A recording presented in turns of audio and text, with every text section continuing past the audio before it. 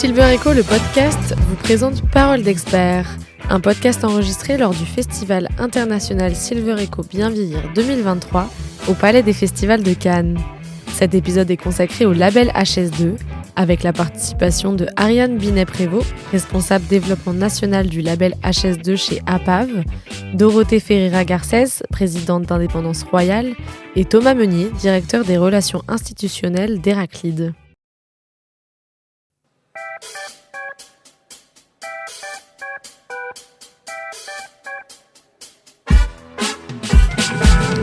Bonjour à tous et bienvenue dans ce nouveau podcast en direct depuis le Palais des Festivals de Cannes à l'occasion du Festival international Silver Echo 2023 pour une table ronde dédiée au label HS2 pour tout comprendre sur son fonctionnement avec Ariane Binet-Prévost du groupe APAV, Dorothée Ferreira d'Indépendance Royale et Thomas Meunier de Héraclide. Avant de rentrer dans le vif du sujet, peut-être que vous pourriez les uns les autres vous présenter la structure, l'entreprise que vous représentez. Bonjour, Ariane Binet-Prévost. Donc, je suis responsable développement national du label HS2 au sein d'APAV Certification, donc qui est l'organisme certificateur du groupe APAV. Bon, quelques mots de plus peut-être quand même. Écoutez, j'ai la joie, en tout cas, d'être accompagnée aujourd'hui par deux de nos clients. La société Héraclide, avec Thomas Meunier, qui est l'un de nos partenaires dans le segment de l'habitat, et Dorothée Ferreira d'Indépendance Royale, donc dans le segment des services. On reste avec vous, Dorothée, peut-être quelques mots ? Oui, bien sûr. Merci de m'avoir invitée. Indépendance Royale, nous proposons des solutions d'aménagement du domicile de nos aînés. Donc, on va de la réfection totale de salle de bain à l'accès à l'étage avec du monte-escalier et d'autres produits. Notre volonté, c'est d'inclure les seniors dans la société. Et pour ça, il faut leur permettre de pouvoir rester chez eux confortablement. Donc, vous leur proposez des équipements à domicile, des choses comme ça ? Exactement, qui permet de faire évoluer leur domicile en fonction de leurs besoins du moment. Thomas Meunier, peut-être quelques mots pour Héraclide ? Oui, merci en tout cas pour votre invitation et le partage de ces échanges avec les deux collègues. Donc moi, je suis Thomas Meunier, directeur des relations institutionnelles du groupe Héraclide. Et ce groupe propose des solutions pour des personnes âgées et des personnes en situation de handicap qui auront fait le choix de choisir une troisième voie qui se situe entre le domicile et l'établissement. Nous proposons donc des solutions alternatives au domicile et à l'établissement sous forme d'habitat de petite taille, 20 à 25 appartements, plutôt en milieu rural ou dans des communes allant jusqu'à 10 000 habitants. Ariane, on va commencer avec vous, avec l'APAV évidemment, pour qu'on puisse bien comprendre qu'est-ce que c'est, à quoi ça sert, comment ça fonctionne. On commence par quoi alors ? Eh bien, donc le label HS2, d'abord, ça veut dire haute sécurité santé. C'est un label que nous déployons depuis un peu plus de 6 ans maintenant auprès de différents segments de marché, on va dire, donc les professionnels de l'habitat. Donc on va retrouver des promoteurs immobiliers, des bailleurs sociaux, des gestionnaires de résidences services, de l'habitat inclusif, du béguinage, voilà, toute forme d'habitat entre, on va dire, le domicile historique et l'établissement. On s'arrête à la porte de l'établissement. On est dans une logique de prévention de la perte d'autonomie. Donc tous les référentiels qui sont développés autour d'HS2 portent là-dessus. On s'adresse également aux prestataires de services, donc tout type de prestataires de services qui adressent justement une offre pour les seniors. On va également s'adresser aux services d'aide à domicile et aux pharmacies. D'où est née l'APAV ? Comment l'idée est venue et combien de temps ça a mis à se former ? Alors, à l'origine de la création d'HS2, vous avez une personne qui est assez connue dans le milieu, qui s'appelle Guylaine Alajoanine, qui a créé donc le label HS2 il y a un petit peu plus de 7 ans maintenant et qui en a confié le développement à l'APAV. Voilà. Et désormais, nous gérons directement le label HS2. Alors très concrètement, ce label, en quoi il consiste ? Sur quoi il repose ? Quels sont les critères ? Alors, l'objectif du label, c'est véritablement de permettre aux personnes âgées et fragilisées de vivre le plus longtemps possible à domicile ou dans un lieu choisi. C'est un label qui répond véritablement aux enjeux du troisième pilier du développement durable, la solidarité, la santé, la sécurité. On est, comme je le disais, dans une logique de prévention, d'anticipation. Donc tout ce qu'on va demander en fait à nos partenaires, c'est véritablement dans cette logique. C'est pour permettre en fait à la personne de pouvoir rester autonome le plus longtemps possible et de repousser le plus loin possible une entrée dans une institution. Donc le bien vivre et le bien vieillir tout simplement, qui se traduit par l'habitat. L'habitat est véritablement le socle, hein, c'est de là que tout découle. Et puis les services qu'on va retrouver tout autour. Et alors, est-ce qu'on peut aller un peu plus dans le concret? Alors, en commençant par l'habitat, on parlera des services après. Quels sont les critères sur quoi on se base concrètement? Alors, qu'est-ce qui est pris en compte? Qu'est-ce qui est pris en compte? Ce qui est pris en compte, pour nous, les 5 principaux leviers pour le bien vieillir, hein, dans un écosystème, sur un territoire, ce seront l'environnement urbain dans lequel s'inscrit un habitat. Ensuite, c'est la sécurisation, bien entendu, et l'adaptation du logement en lui-même. Bien entendu, l'essor de la télémédecine qui apporte un vrai confort à la population, les services à la personne et puis la compétence en fait du personnel qui s'adresse aux seniors. L'écosystème, je vais quand même revenir un petit peu avant de rentrer dans les critères. L'écosystème, comme je vous le disais, ce sont les professionnels de l'habitat, les professionnels du service et puis bien sûr avec la dynamique de la collectivité. Hein, c'est important de ne pas oublier effectivement les collectivités qui sont à la manœuvre sur les territoires et qui font beaucoup aujourd'hui pour les seniors. Donc pour l'habitat, plus spécifiquement, l'environnement urbain bien sûr, la domotique, le bâtiment et les services. Les services sont toujours associés à l'habitat. Ça peut pas être indissociable en fait. Donc on va regarder effectivement si la personne on est vraiment centré sur l'usage et sur la personne. Donc le référentiel il est construit de la manière suivante, c'est est-ce que je vis dans un environnement qui va favoriser mon accès à de la mobilité, à du lien social, aux soins. Ça c'est très important. Ensuite, est-ce que ma résidence est adaptée? Est-ce que j'ai une douche qui est sécurisée? Est-ce que les accès sont faciles au sein du logement, les barres de seuil, une douche à bac plat, ce genre de choses. Il existe des normes, des critères très précis là-dessus auxquels vous devez vous référer. Vous n'avez pas inventé non plus des... Alors non, on n'a pas effectivement inventé les normes, mais un label a toujours pour objectif d'aller au-delà des normes. Donc ça veut dire que à minima, il faut que les normes déjà soient mise en place, hein, et puis on ira toujours demander encore plus. C'est-à-dire qu'aujourd'hui, vous pouvez dire oui, je veux une douche à bac plat, mais vous avez des dimensions. Nous, les dimensions qui sont demandées, alors je les ai plus exactement là en tête, mais elles vont au-delà de ce qui est demandé classiquement, parce que on est dans une logique de alors, comme je disais, d'usage, ça veut dire que la personne, à un moment donné, elle prend sa douche toute seule, mais demain, elle va peut-être avoir un aidant professionnel qui va l'aider à prendre sa douche. Donc, ça veut dire que la douche, elle doit respecter des dimensions qui permettent d'accueillir non seulement la personne qui est aidée, mais son aidant professionnel. Donc, ça veut dire qu'il faut qu'il y ait des dimensions suffisamment larges pour que 2 personnes rentrent dans la douche, tout simplement. Voilà. Donc, on est dans cette logique vraiment d'usage, de couple aidant-aidé. Voilà. Ensuite, est-ce que la résidence est connectée? Aujourd'hui, on peut plus rien faire si on n'a pas Internet. Donc, à minima, si vous n'avez pas une prise RJ45, il y a un problème. Donc, voilà, ça, c'est des choses de base. Est-ce que tout ce qui est télésanté, équipement de bar éventuellement dans l'appartement, imaginons par exemple vous avez un évier, la personne au fil du temps peut être amenée à utiliser un fauteuil roulant.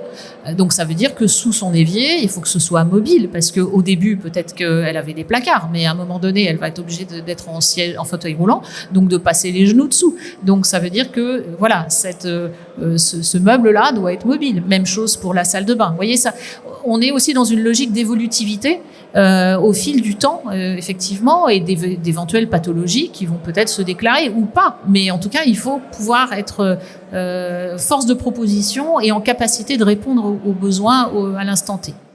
Et ensuite, toute la partie servicielle, c'est est-ce que je bénéficie services collectifs ou individuels qui vont améliorer mon autonomie. Ça peut être du portage de repas, ça peut être effectivement de l'aide ménagère, ça peut être de l'aide à la toilette ou tout un tas d'autres services qui vont permettre de créer du lien social, par exemple, avec des réseaux de bénévoles ou je ne sais quel type de service, mais voilà, individuels ou collectifs, et qui sont mis en place par le gestionnaire, bailleur social, ou le gestionnaire de la résidence service. Depuis 7 ans, depuis la création de ce label HS2, combien d'entreprises, combien de structures ont été labellisées ? Alors, donc en termes de chiffres, aujourd'hui il y a plus de 150 projets qui sont entrés dans la démarche. En termes de logements spécifiquement, ça représente plus de 8400 logements, toute typologie confondue, privée, publique ou autre. Sur toute la France ? Sur une cinquantaine de départements, 57 exactement. Et en cours, on sait combien sont en cours de certification ? Alors, là, de tête, ça serait compliqué de vous répondre. On en a, alors, sur 8400 et 150 projets, je pense qu'il y a un tiers de labellisés, 2 tiers en cours de labellisation à peu près. Oui, ma question derrière, c'était de savoir s'il y avait une évolution positive du nombre de demandes ou si on était plutôt sur une stagnation. Non, c'est en constante évolution. On est très satisfait effectivement de la prise de conscience au-delà de nos résultats, mais de la prise de conscience. Je vais vous donner un petit exemple tout simple. Il y a un salon de l'immobilier qui est très connu des professionnels qui s'appelle le CIMI, dans lequel j'avais l'habitude de me rendre déjà il y a 5 ans. Lorsque je parlais des seniors, j'avoue que j'avais un sentiment de solitude. Désormais, lorsque j'y vais et que je cite effectivement le label et la thématique du label, on dit « Attendez, je vais chercher la personne qui s'occupe des seniors ». C'est vraiment une prise de conscience en l'espace de 5 ans qui a été vraiment géniale. Très concrètement, l'APAV s'occupe donc de vérifier quelque part, de contrôler et de donner ou pas donc cette certification. On a avec nous à la fois une structure qui, elle, a été labellisée et une autre qui est en cours de label. Peut-être on va commencer par vous, Dorothée Ferreira, d'Indépendance Royale. Comment ça... Alors déjà, pourquoi vous avez souhaité être labellisé ? Qu'est-ce que ça vous apporte concrètement ? Aujourd'hui, nous sommes persuadés que les entreprises ont une responsabilité au-delà du fait de commercialiser des produits. On se doit de montrer comment on fonctionne, quels sont nos process. Ça permet justement de rassurer aussi nos usagers. Ça permet aussi de montrer l'efficacité et la qualité de nos collaborateurs. Donc, pour moi, il y a quand même plusieurs objectifs à la labellisation. Déjà, on choisit pas n'importe quel label non plus. Ce qui est très juste aussi, c'est que dans ce domaine du senior, beaucoup sont fragiles et peuvent être abusés par des entreprises un peu scrupuleuses.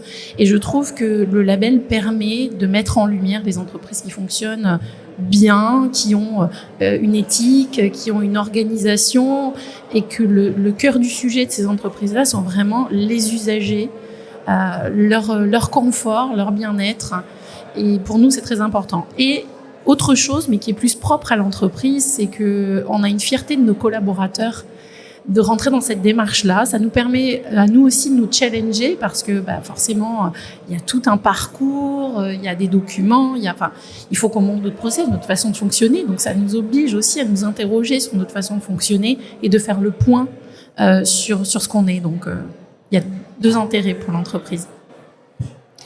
Merci. Thomas Meunier, vous, en termes de valeur ajoutée, donc vous l'avez déjà eu, la certification, ça y est, elle est en poche. La valeur ajoutée, on est sur quoi ? En fait, quand on s'est lancé dans la démarche d'Héraclide, donc c'est une démarche qui date de 2019, qui est pas non plus très ancienne. À l'ouverture des premières résidences, dans la mission qui m'avait été confiée, c'était de regarder les différents labels, certifications qui étaient possibles d'obtenir. Et puis les échanges font que je rencontre Ariane dans des salons et elle me présente le label certification HS2 et m'ouvre une petite porte en avance sur la partie option habitat inclusif. Donc par les échanges, on démarre l'aventure et la certification. Et en fait, nous, on était dans une démarche de développement de nos résidences, mais en même temps, c'était montré que c'est du sérieux, que ce que l'on propose au sein des résidences Héraclide, c'est pas que des appartements et des services, mais que derrière il y a des équipes, qu'il y a de l'investissement, notamment Ariane parlait de la partie télémédecine. Nous on a installé à Commentry une borne de télémédecine parce qu'il n'y avait plus de médecins et ce qui a fait aussi qu'on a obtenu une certification qui était plutôt intéressante, notamment avec les services qu'on a pu développer et ce qui était intéressant aussi, c'est l'accompagnement. Alors ça paraît un peu particulier parce que on est certifié, donc il y a un audit, etc.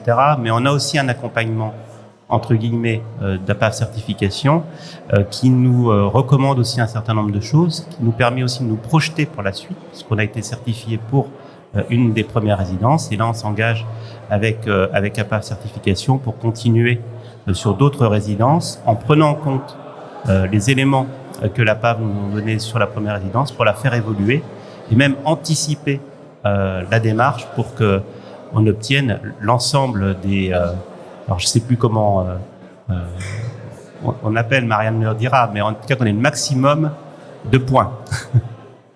Macaron.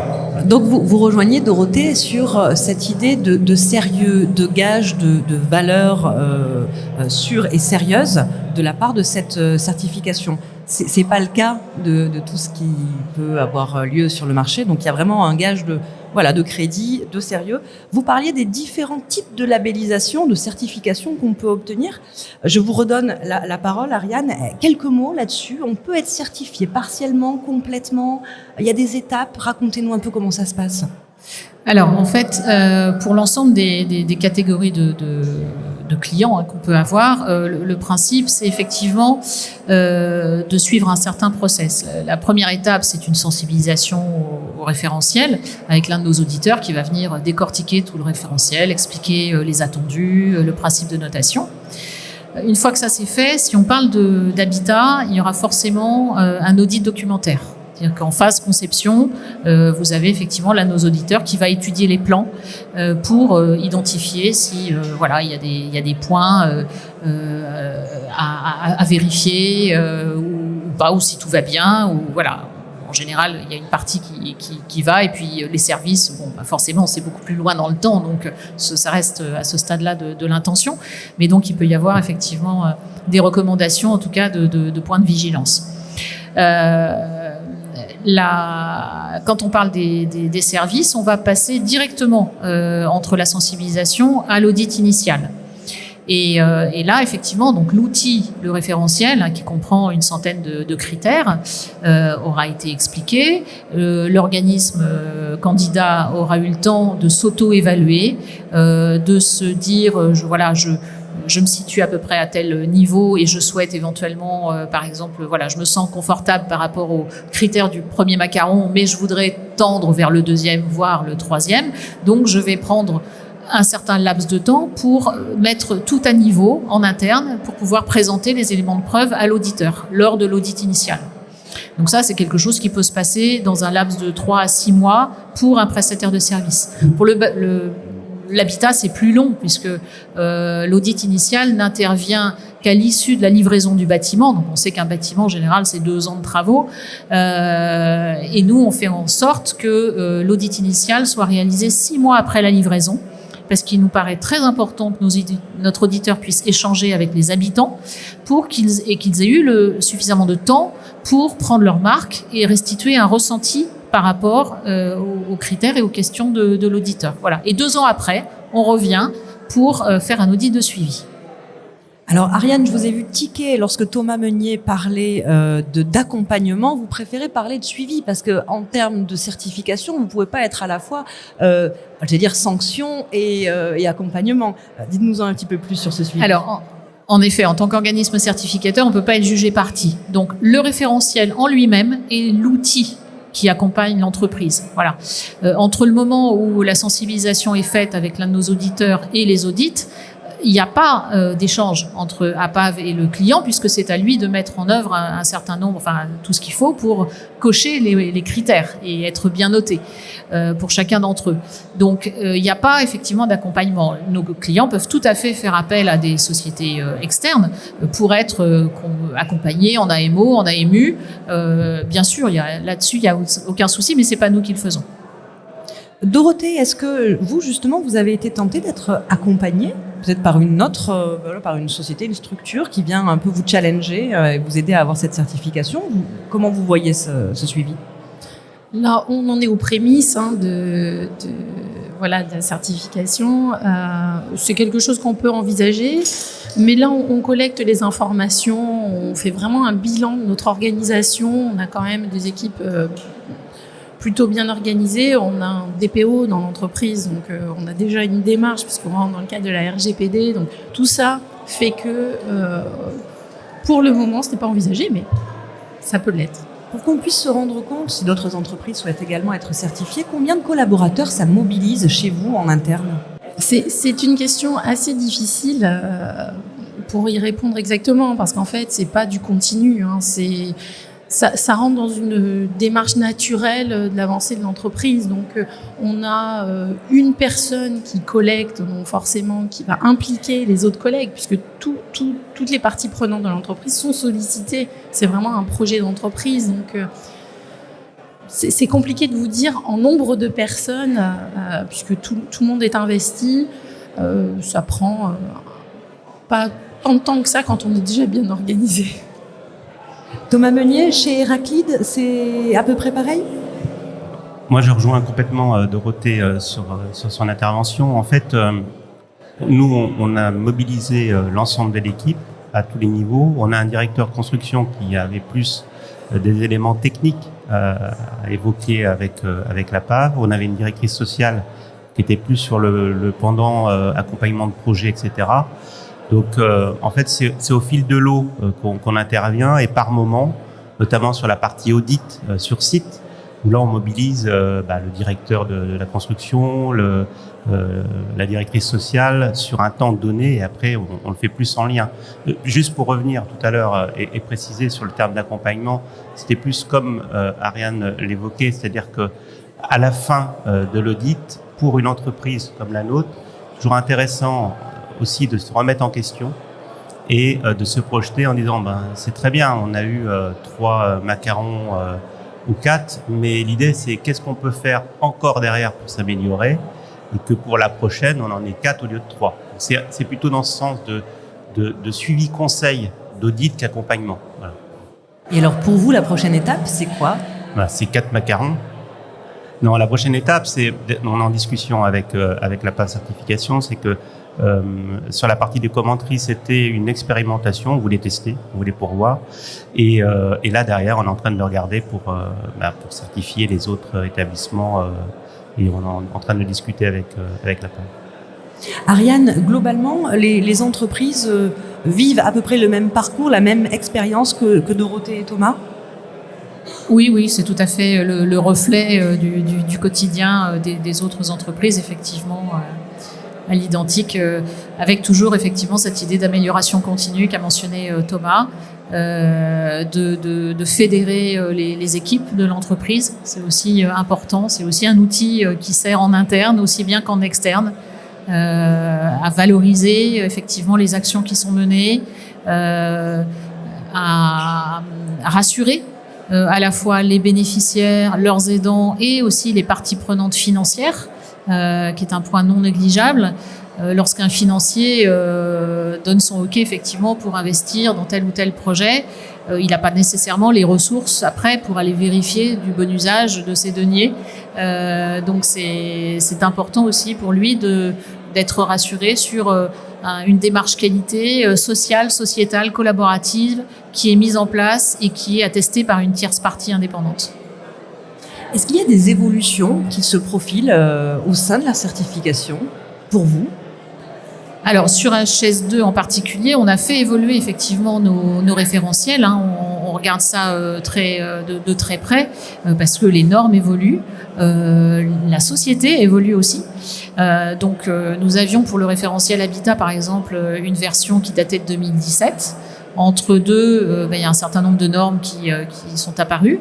Donc, on en a tenu compte. On a fait participer aussi nos différents clients dans la réflexion pour son évolution. Donc, fin 2022, on a eu une nouvelle version. L'habitat inclusif était quelque chose qui n'existait pas il y a encore 4 ans. On l'a fait naître l'année dernière. Comme le disait Dorothée tout à l'heure, le référentiel prestataire de services a évolué au printemps dernier.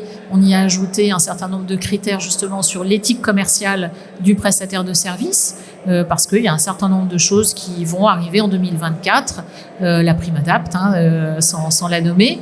Et il est important qu'on puisse mettre en valeur les partenaires qui font bien les choses. Il y a effectivement des gens peu scrupuleux, mais ceux qui le font bien, il faut que ça se sache. Oui, ça fait plusieurs fois que donc vous trois, en tant qu'intervenants, vous précisez qu'il y a des partenaires, enfin en tout cas il y a des acteurs peu scrupuleux. Donc la vigilance est de mise, même quand on veut se faire certifier, effectivement, il faut avoir pignon sur rue et faire ça de manière très sérieuse. Dorothée Ferreira, peut-être un dernier mot, quelque chose que vous souhaitiez rajouter ? Je remercie les équipes de nous donner l'opportunité de fédérer nos équipes autour de ce label. C'est enrichissant, c'est une forme d'introspection finalement de l'entreprise et d'être en amélioration continue. Donc on est vraiment ravis et on attend l'audit avec impatience. Thomas Meunier, peut-être quelques mots ? Pareil, remercier les équipes, la PAF certification, les équipes Ariane, parce qu'elle est assez discrète et ne dit rien, mais intervient et soutient. Et le petit message à passer, c'est dans un contexte un peu compliqué au niveau national, avec différentes affaires qui ont pu un peu assombrir le domaine du social, de ne pas avoir peur, au contraire d'aller sur cette certification, de ce label. C'est plutôt rassurant quand je pense, une entreprise fait cette démarche de cahier ouvert pour aller évaluer ce qui se passe à l'intérieur et ce qui est surtout aussi à améliorer. Voilà le message que je souhaiterais porter.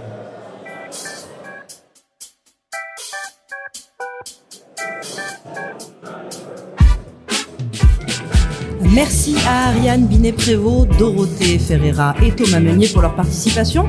À bientôt pour un nouveau podcast en direct du Festival international Silver Eco 2023. À bientôt.